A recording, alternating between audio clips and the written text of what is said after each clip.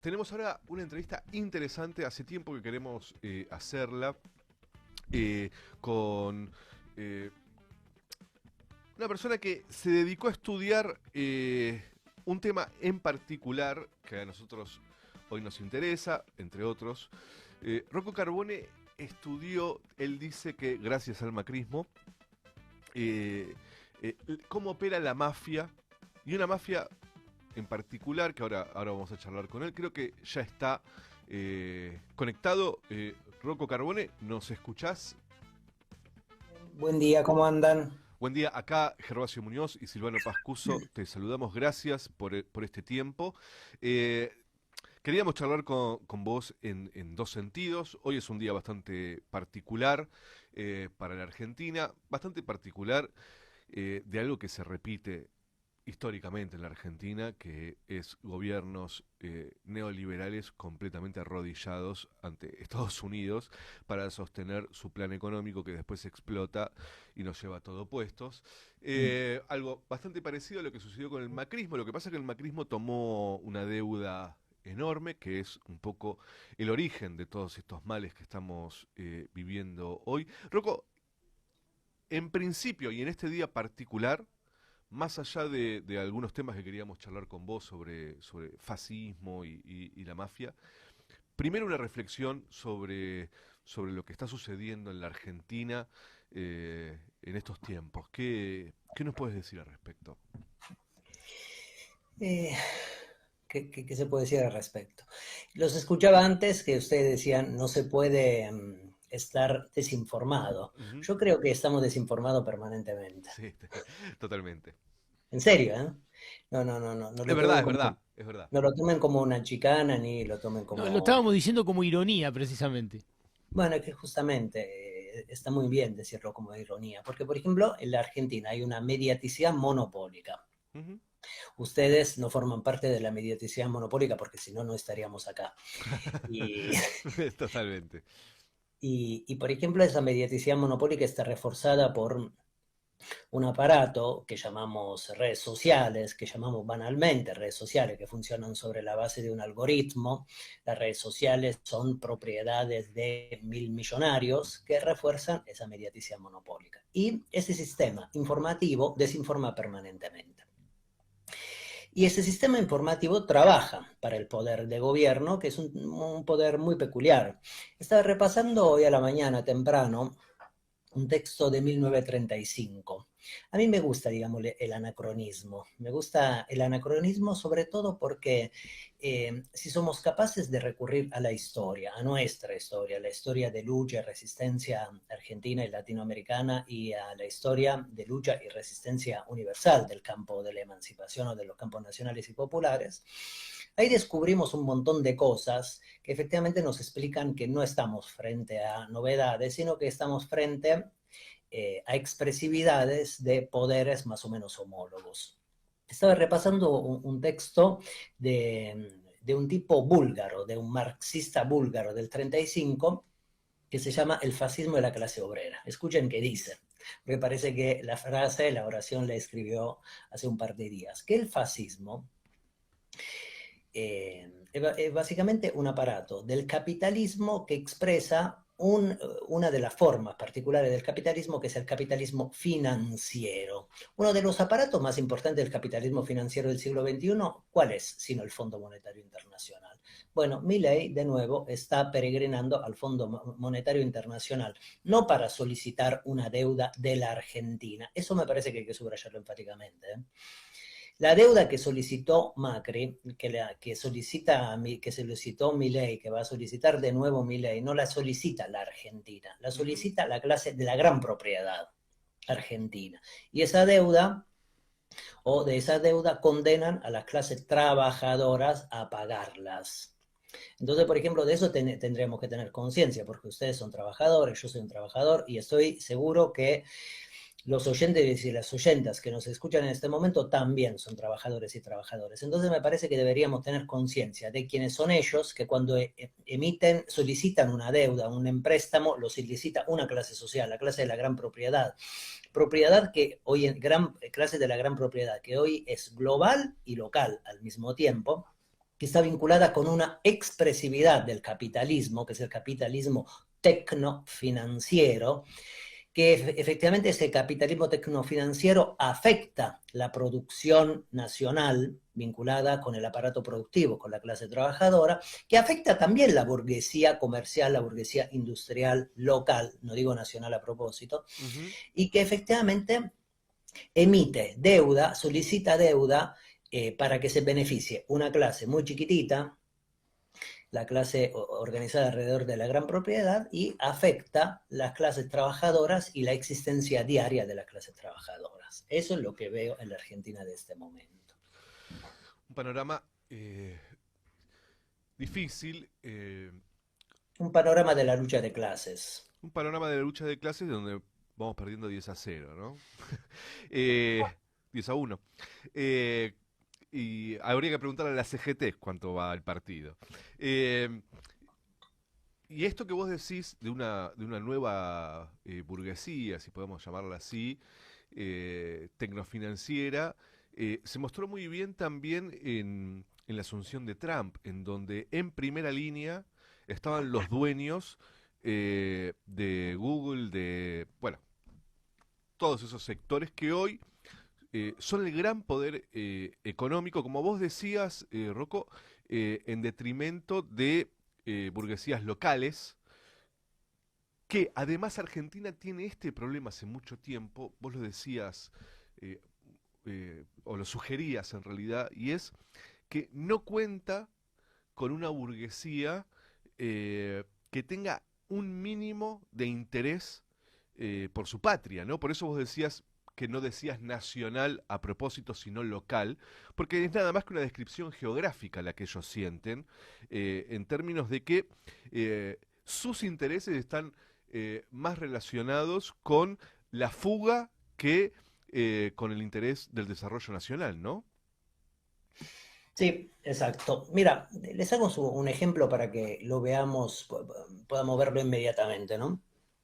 En la Argentina hay distintas aplicaciones que funcionan, por ejemplo, en el aparato social. Múltiples aplicaciones. Airbnb es una de ellas. Qué Uber. sé yo, Uber es otra de ellas, Cabify es otra de Sí, sí, ellas. sí. Luego están todas las aplicaciones que se vinculan con el trabajo, con los trabajos digitales, lo que ya hoy en día llamamos, por ejemplo, malamente el pibe rápido o la piba rápida. Sí. Bueno, estas aplicaciones, como las más llamadas redes sociales, son aparatos del capitalismo global. O sea, hay un trabajador o una trabajadora que labura para esa aplicación, o sea, para el corazón del capitalismo. Esa aplicación no le puede hacer un paro, no le puede hacer una huelga, básicamente porque son inmateriales. No tienen muchas veces una oficina acá, si tienen una oficina acá no lo sabemos, entonces por ejemplo ni siquiera le pueden ir a tirar un huevo a un trabajador o a una trabajadora, y por ejemplo fugan plata permanentemente de la Argentina. Exactamente. Bueno, eso es una condición de explotación de un aparato productivo. Luego, digo efectivamente burguesía local y no burguesía nacional, porque la única clase que tiene características nacionales, que se ocupa del aparato productivo, del intercambio de mercadería y que forma parte básicamente de la riqueza social del país, es la clase trabajadora, que está integrada por trabajadores formales, trabajadoras informales, trabajadores cartoneros, trabajadores y trabajadoras digitales, trabajadores y trabajadoras intermitentes, en fin. Y en cambio, esa burguesía comercial e industrial no tiene ningún interés vinculado con la condición soberana, y además es una clase muy estúpida. Porque si hubiera sido una clase, digamos, la burguesía, me refiero comercial, y la burguesía industrial, Ujú. la burguesía vinculada con el capitalismo productivo, si hubiera tenido alguna forma de Algún la cuadro, claro.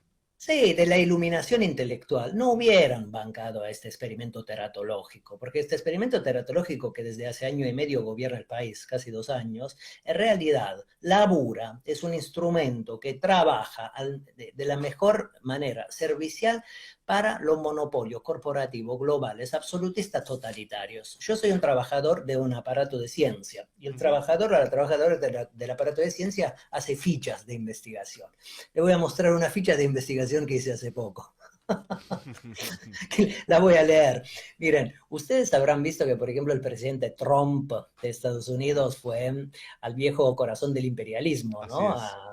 A Reino Unido, y se juntó con un rey, y hicieron, por ejemplo, qué sé yo, un gran almuerzo. Y ahí en ese gran almuerzo participaron Sam Altman, CEO de OpenAI, Stephen Schwarzman, CEO de Blackstone, René Haas, CEO de ARM, luego Venkatrashindranan, CEO de Barclays, y así. Luego, por ejemplo, Satya Nadella, CEO de Microsoft, y así. Bueno, ¿por qué digo esos nombres y esos monopolios? Porque esa es la aristocracia tecnofinanciera, como Elon Musk, como Mark Zuckerberg, como Jeff Bezos, que ahora se casó y alquiló la ciudad de Venecia, nada menos, ¿no? Sí, todo Venecia alquiló. Bueno, todo Venecia. Bueno, esa es una aristocracia tecnológico-financiera que sostiene a los fascismos sigilosos del siglo XXI, tipo el gobierno de Javier Milei o el gobierno de Meloni en Italia, y estos gobiernos, integrados por clases medieros desclasados, sostienen estos poderes, o sea, afectan a la burguesía productiva nacionales. El otro día caminaba, por ejemplo, por la calle Córdoba, un día por la tarde, y todos los negocios de la calle Córdoba estaban vacíos. Esa es la producción. Si hubiera existido una burguesía nacional, y si esa burguesía nacional hubiera tenido 2 dedos de frente, no habría sostenido, por ejemplo, este poder que va en contra de sus propios intereses, de los intereses de la propia burguesía local, productiva, comercial e industrial. Bueno, esto es Milei, y esto es básicamente una parte del poder que vino a disputar y a gobernar la Argentina, una parte conspicua de la América Latina y una parte conspicua de Occidente también. Rocco, ¿qué tal? Buen día. Silvano te habla. ¿Cómo estás? Quería saber también, porque recién has estado hablando de los sectores empresarios, ¿qué opinión tenés sobre la dirigencia política? Porque hoy por hoy, y dadas las últimas noticias de las que nos estamos enterando, vamos a necesitar una clase política, una dirigencia política que tenga la capacidad, al menos, para transmitir a las instituciones políticas de la democracia formal las necesidades y las expectativas de la población. ¿Cómo ves parada la clase política argentina? Y particularmente te pregunto, porque es importante que te lo pregunte, ¿cómo ves al peronismo? Dijiste varias cosas que me interpelan. Dijiste la palabra democracia. Para mí la palabra democracia es una palabra importante. Incluso te diré la democracia liberal y burguesa es importante. Porque esa democracia liberal y burguesa que no nos convence demasiado es un poder amplio, diseminado, reconocible en su diversidad. La Argentina tiene 40 años, digamos, no es que tenga 40 años de vida, pero digamos, ininterrumpidamente tiene 40 años luego de la experiencia dictatorial del 76-83. Y esa democracia liberal, burguesa, amplia, diseminada, reconocible en su diversidad, ha sido quebrada. Sobre esto quiero ser particularmente enfático. No estamos en un contexto democrático, en una experiencia vitalista política democrática.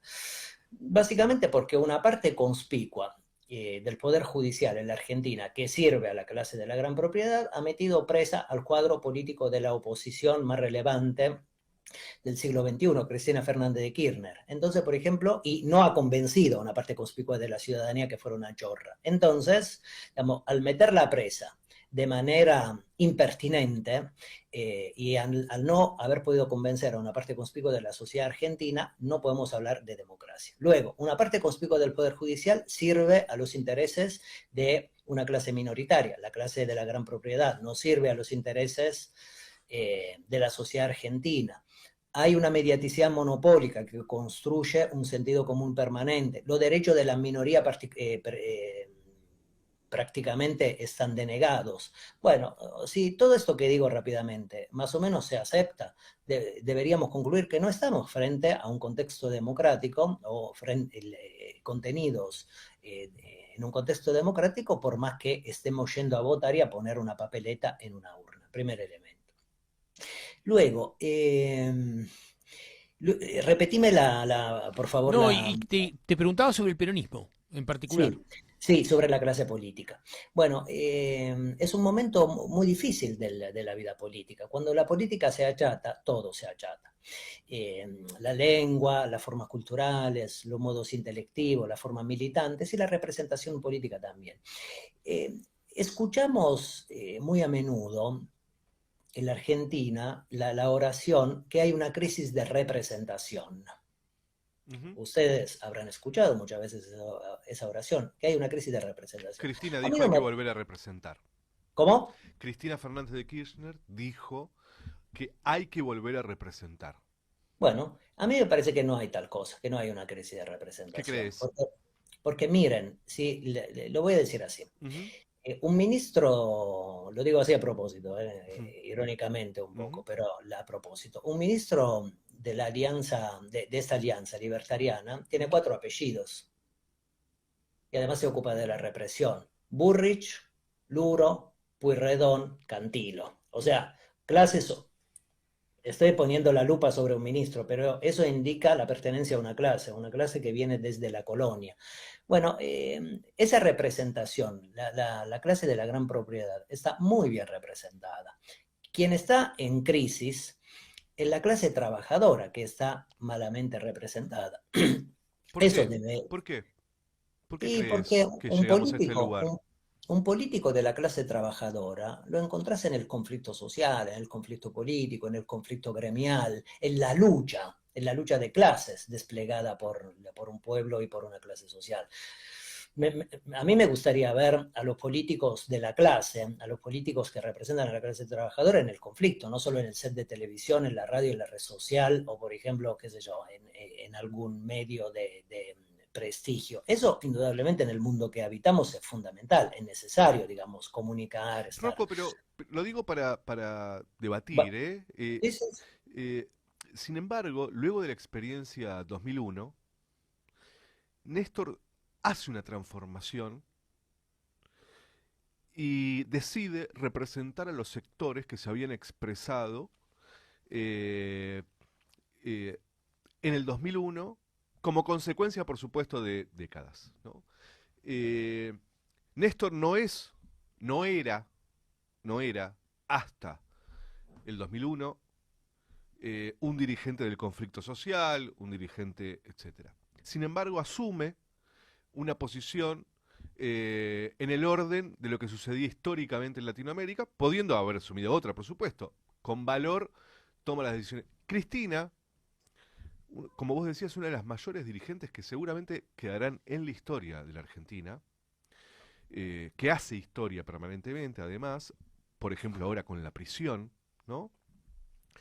Cristina tampoco viene de los conflictos. Es más, no ahora, por supuesto, pero ella pocas veces ha participado de movilizaciones. No se la vio a Cristina en movilizaciones durante el macrismo o durante el mileísmo. Por los motivos que sea, ¿no? Yo tengo una posición disidente. Dale. No sé cuánto tiempo tenemos. El que vos decidas. Tiendo a ser larguero. Córteme en cualquier momento, eso le pido, por favor. Bueno. Tengo una posición disidente respecto a lo que decís. Cristina es una militante política. Sí, es una permanente militante política. Un militante político no debe llevar una bandera de arrastre para que esté en la manifestación. Cristina hoy en día está presa. Cada vez que sale al balcón, se moviliza. Cristina es un cuadro político, histórico. Con eso no estoy diciendo que esté enamorado de ella, ni se agita cierta bandera, agita cierto discurso. Bueno, esa es la acción de un militante o de una militante social. Cuando, por ejemplo, cuando no estaba en funciones, lo siguió haciendo. Cuando estaba en funciones también, sin la necesidad de agarrar una bandera de arrastre y llevar una bandera de arrastre en una manifestación. Néstor Ahora que te escuchaba hablar, estaba recordando una pequeña imagen cuando él estaba ahí en el sur, en Río Gallegos, y vieron que finalmente, qué sé yo, el sur está vinculado con el frío, la Sí, nieve, sí, las sí. bajas temperaturas, y lo recuerdo ahí, habrán sido los años 80, o principios de los 90, no lo sé, pero un videíto donde se lo ve a Néstor empujar el auto, Sí, que se le queda en la nieve, ¿no? no, el auto de un vecino, Ah, el el auto auto de de un un vecino vecino que... sí, sí. ah, Hermoso se- video de él. Bueno, hermoso video, un tipo vestido, por ejemplo, qué sé yo, como una persona común, sin particular, sin particulares sofisticaciones, con mucha nieve, en Río Gallegos y empujando el auto de un vecino. Bueno, Ujú. ese es un político Sí, que quiere representar a la clase trabajadora. Igual es verdad que, por ejemplo, ellos venían del menemismo, pero también la política debe ser leída dentro de su singularidad, no a la luz de lo que nos gusta que pase o que pasara. ujú, Porque cuando se critica al kirchnerismo un tanto bobamente, diciendo, bueno, fueron menemistas, dice, bueno, sí, ¿quién una no fue hegemonía. menemista? ¿Cómo? ¿Quién no fue menemista? En el Bueno, 90. En el la 91 empezaron algunos a no ser menemistas, ¿no? Con las claro, la privatizaciones. hegemonía existe. Y por ejemplo, el kirchnerismo estuvo contenido, se contuvo siempre dentro de los márgenes políticos que habitaba. Eso lo hicieron también con Alberto Fernández. Porque, por ejemplo, una alternativa en el gobierno de Alberto Fernández era romper todo, patear el tablero y, por ejemplo, dividirse. En cambio, el kirchnerismo siempre se mantiene dentro de los rangos de lo que no puede modificar. Eso a mí me parece una forma política encomiable, una forma política que no estoy diciendo que me guste o no me guste, sino que Sí, me sí. parece considerable. Ujú. Cuando tenés una hegemonía, o estás afuera tirando piedras, o estás adentro tratando de poner un elemento disidente, un elemento efectivamente distintivo, y me parece que el kirchnerismo es eso. Sigue Y siendo eso. Y creo que sigue siendo eso, digamos, dentro de los márgenes de la singularidad nacional, que es el peronismo. Y como lo veo el peronismo, voy a decir, como veo el peronismo que a mí me interesa, Ujú, o que me interpela, o que ujú. me seduce, o que me parece considerable, el peronismo de izquierda, el peronismo revolucionario, el peronismo disidente que recupera la memoria setentista.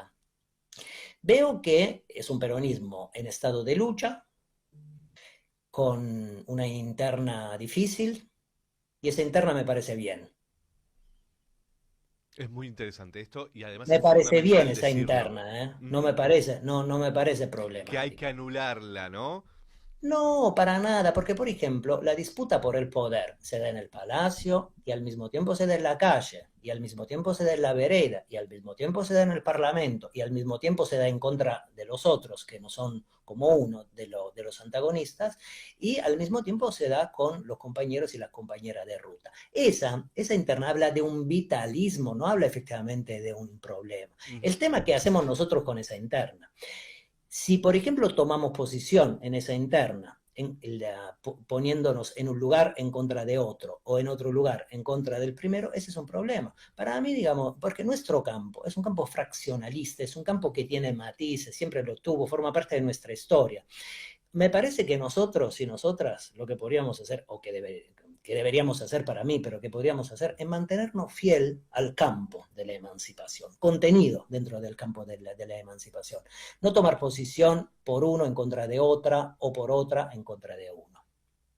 Porque esa interna habla efectivamente de un vitalismo, de un existencialismo, de un poder que con dificultades sigue existiendo. Ahora, ese peronismo me parece que efectivamente para salir de los ámbitos angostos donde lo ha corrido esta experiencia reaccionaria de la libertad avanza, debería empalmarse con otras experiencias laboristas, trabajadoras, con otras vertientes ideológicas tradicionales de lucha de la Argentina, con las formas de la izquierda revolucionaria. Yo creo que en la Argentina, si queremos salir de este engrudo, de este experimento teratológico, tenemos que poder recurrir a las modalidades del cookismo de John William Cook. Ese símbolo empalma las tradiciones del peronismo revolucionario, más las tradiciones de las izquierdas emancipadoras radicales. Rocco, teníamos muchos más temas para hablar contigo, se nos va el tiempo. Eh, Ojalá que podamos charlar en otro momento con más tiempo y nosotros hacemos una vez por mes un conversatorio en donde tratamos de dedicarle el programa a debatir algunos temas. Hemos debatido sobre peronismo, hemos debatido sobre nuevas formas de trabajo, etcétera. Así que ojalá que en algún momento puedas participar. Nos interesa mucho tu mirada y te agradecemos muchísimo también en este día que nos hayas dedicado tanto tiempo. No, por favor, al contrario, el agradecido soy yo y a disposición para cuando quieran, así que volveremos a hablar.